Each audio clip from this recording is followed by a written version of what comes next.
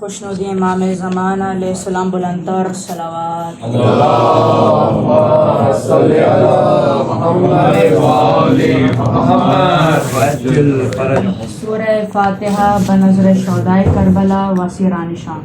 بسم اللہ الرحمن الرحیم.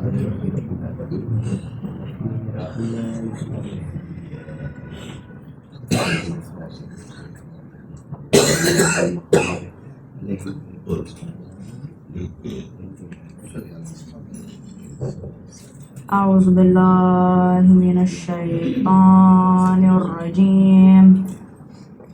بسم اللہ الرحمن الرحیم. الحمد للہ المالک الحق المبین خالق السماوات والارضین والصلاة والسلام علی صاحب دعوت النبویہ والعصمت الفاطمیہ والصولات الحیدریہ والحلم الحسنیہ والشجاعت الحسینیہ والعبادت السجادیہ والمعصر الباقریہ والآثار الجعفریہ والعلوم الکاظمیہ والحجج الرضویہ والجود التقویہ والنقاوة النقویہ والہیبت العسکریہ والغیبت الالہیہ القائم بأمر اللہ. اللہم صلی علی محمد وآل محمد وعجل بسم فرجهم. اللہ الرحمن الرحیم. والعصر ان الانسان لفی خسر الا الذین آمنوا وعملوا الصالحات وتواصوا بالحق وتواصوا بالصبر. صلوات اللہم صلی علی محمد وآل محمد وعجل فرجهم. تمام تعریفیں، تمام حمد و ثنا اس ذات باکمال کے لیے جو قوی ہے، جو موت و حیات کا مالک ہے، اور درود و سلام ہو ہم سب کا محمد و آل محمد. اللہم صلی علی محمد وآل محمد. جو عرب کے، قریش کے، مکے کے، مدینے کے، کائنات کے سردار ہے، جو صاحبان معراج ہیں. سرنامہ کلام میں سورہ عصر کی تلاوت کا شرف حاصل کیا. اس سورہ میں پروردگار عالم ارشاد فرما رہا ہے، اور قسم ہے زمانے کی، انسان یقیناً خسارے میں ہے، سوائے ان کے جو ایمان لائے اور نیک اعمال بجا لائے، اور جو ایک دوسرے کو حق کی تلقین کرتے ہیں اور صبر کی تلقین کرتے ہیں. سورہ عصر مکی سورہ ہے، یعنی ہجرت سے پہلے نازل ہوئی ہے. سورہ عصر مختصر سوروں میں سے ایک ہے، جیسے سورہ کوثر، سورہ توحید، سورہ عصر. سورہ عصر مختصر تو ہے، مگر اس میں انسان کی مقصد حیات پر بہت پر اثر گفتگو کی گئی ہے. اس میں 3 آیات ہیں. والعصر اور قسم ہے زمانے کی، والعصر قسم ہے قرآن مجید کی، والعصر قسم ہے محمد رسول اللہ کی، والعصر قسم ہے علی کی ولایت کی، والعصر قسم ہے عصر عاشور کی، والعصر قسم ہے امام زمانہ کی، والعصر قسم ہے امام حسین کی، والعصر قسم ہے امام مبین کی. آج اس آیت کے ذیل میں ہم امام مبین امام موسیٰ کاظم علیہ السلام کا ذکر کریں گے. اللہم صلی علی محمد وآل محمد. ہر دور کا امام امام مبین ہوتا ہے. آگے بڑھنے سے پہلے دل چاہتا ہے کہ رسول اللہ کی ایک حدیث آپ سب کی خدمت اقدس میں پیش کروں. رسول خدا نے ارشاد فرمایا، خدا کی قسم قرآن کریم میں والعصر سے مراد ولایت علی ابن ابی طالب علیہ السلام ہے، کیونکہ علی ولی اللہ ہے، علی حجت اللہ ہے، علی عین اللہ ہے، علی ید اللہ ہے، علی قرآن ناطق ہے، علی امام مبین ہے. موالی ہوں مجھے جھوٹا بھرم نہیں آتا، موالی ہوں مجھے جھوٹا بھرم نہیں آتا، کبھی بھی گردش ایام سے ڈرنا نہیں آتا. میں گھبراؤں بلا کیوں نار جہنم سے، میں گھبراؤں بلا کیوں نار جہنم سے، وہ گھبرائے جس نے ناد علی پڑھنا نہیں. نعرہ حیدری. محمد وآل محمد بلندتر صلوات. اللهم صل على محمد وآل محمد وعجل فرجهم. امام موسیٰ کاظم علیہ السلام کے بابا کا نام امام جعفر صادق علیہ السلام ہے اور والدہ کا نام حمیدہ خاتون ہے. ظاہری عمر مبارک 55 برس ہے.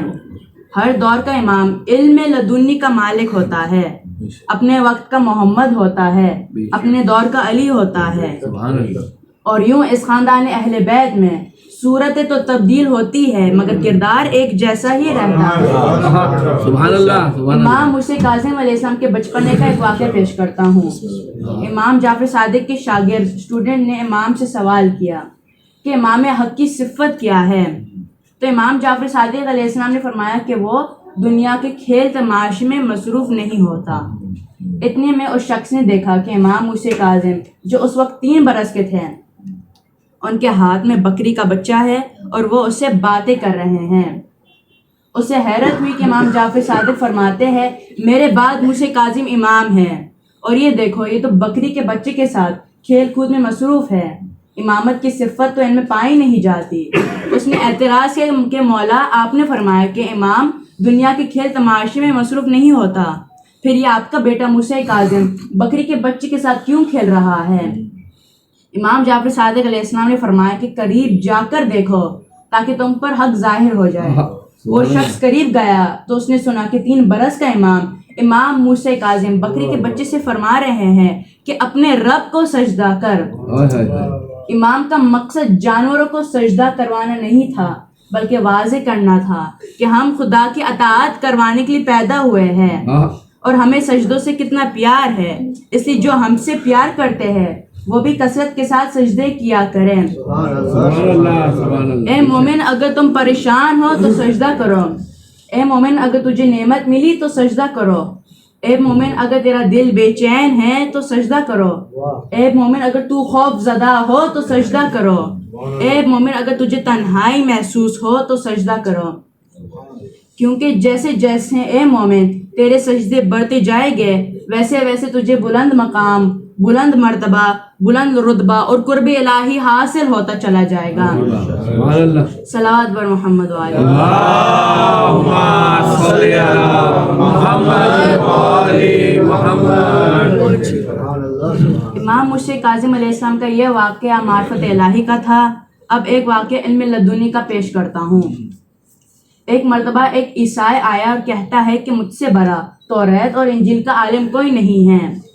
اس وقت امام موسیٰ کاظم ادھر ہی موجود ہے.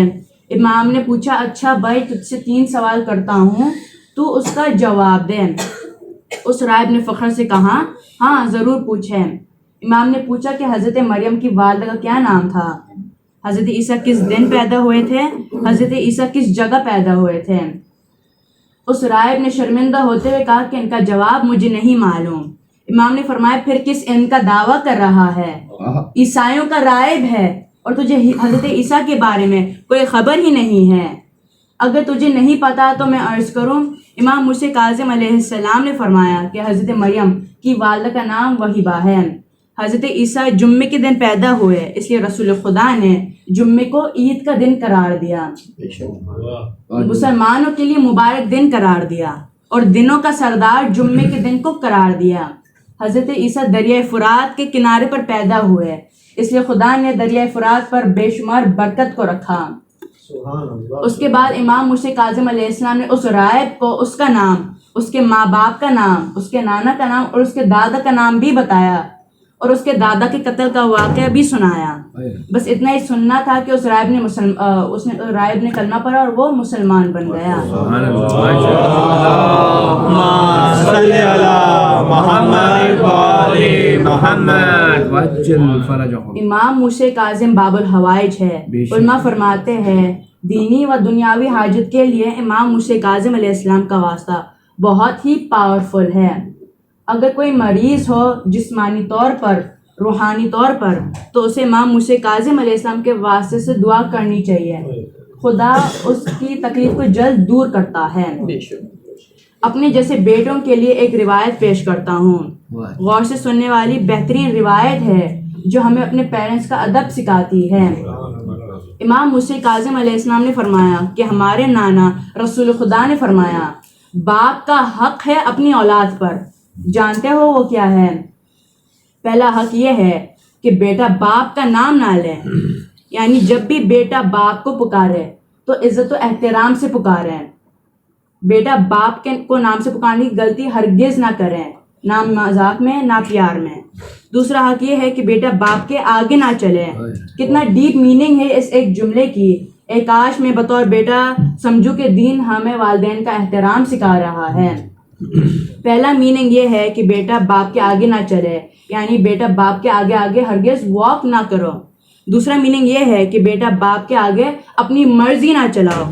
سبحان اللہ۔ وہ ہر حال میں تم سے عمر میں، ایکسپیرینس میں آگے ہے، اور وہ دنیا کو اور دنیا والوں کو تم سے بہتر جانتے ہیں، اس لیے ان کے مشورے پر، ان کے ایڈوائزز پر عمل کرتے ہوئے قدم بڑھاؤ۔ تیسرا حق یہ ہے کہ بیٹا باپ کے بالکل سامنے نہ بیٹھے، باپ کے لیفٹ سائڈ پر بیٹھ جائے، رائٹ سائڈ پر بیٹھ جائے، بیک سائڈ پر بیٹھ جائے، لیکن فرنٹ سائڈ پر بالکل نہیں بیٹھے۔ کبھی ہم نے محسوس کیا ہے کہ اسلام کتنا پیارا دین ہے۔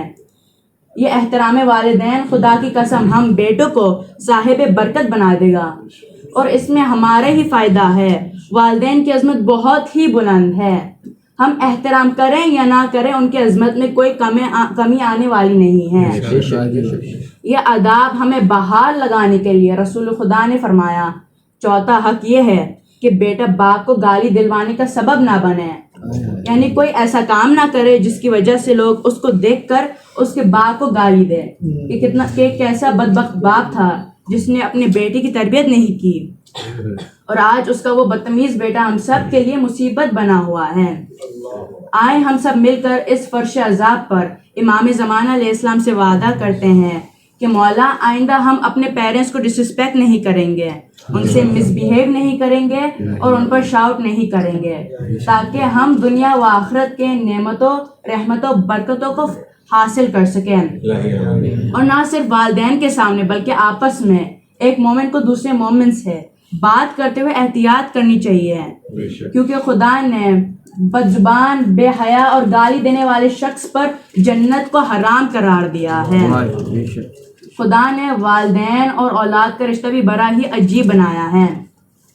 جب کسی کے گھر بیٹا پیدا ہوتا ہے تو باپ آغوش میں لیتا ہے اور دل ہی دل خاموشی سے خدا کی بارگاہ میں دعا کرتا ہے کہ اے پروردگار مجھے اپنے بیٹے کے سر پر صحرا دیکھنا نصیب کرنا، اور دوسری دعا نم آنکھوں کے ساتھ کرتا ہے کہ وقت آخر میں میرا سر میرے فرزند کی آغوش میں ہو اور وہ مجھے اپنے ہاتھوں سے قبر میں اتارے۔